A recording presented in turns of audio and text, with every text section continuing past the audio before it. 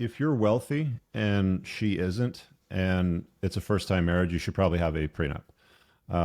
Because again, like as a instrument of love, marriage doesn't work 50% of the time. And the ones that stay together, most of them are miserable because they're not in love or bliss. So you should definitely have a prenup to govern the untying of the knot because um, you'll have a far better outcome with one than without it. So guys out there listening to this, don't listen to anybody that tells you, oh, it's like the law of expectation says that if you have a prenup, then you're probably going to get divorced. That's a load of crap. If you're pretty much equal, like you're starting out, you're both 20 years old, you're young, you're moving into like a religious type of ceremony because it's like culturally appropriate for you and you've done nothing with your life and you've accomplished nothing, there's really no point. It's just going to serve to aggravate the situation. You don't really need it. I mean, he doesn't have anything, she doesn't have anything, so what's the point? If it's a second time marriage and you got children from a prior relationship, a prenup makes sense then as well because you want to make sure that your stuff goes to your kids if anything happens, not her kids.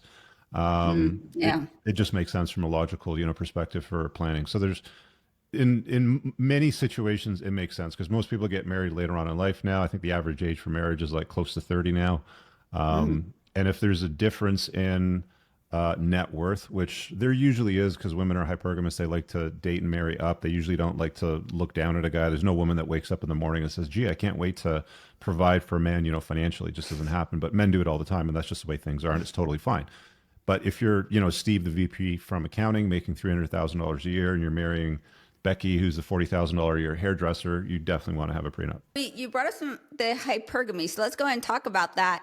A lot of men that I get comments from, they're quite jaded, they're quite bitter. They're either in a relationship that is, we'll say, not ideal, and then they get into this mindset of, well, she just wanted me for my money, she was just a gold digger. Are all women gold diggers?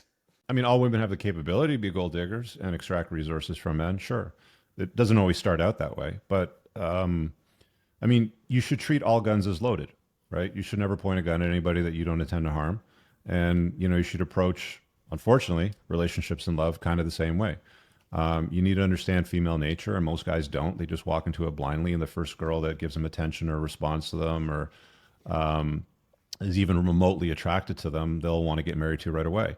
And they don't understand female nature, and it's like most dudes that I talk to will spend more time researching the fuel economy, the trunk space, the fuel range of a new vehicle that they're looking to buy, rather than trying to suss out a woman to see what she's made of or understand what women respond positively to or to look for red flags. They're just not attuned to it.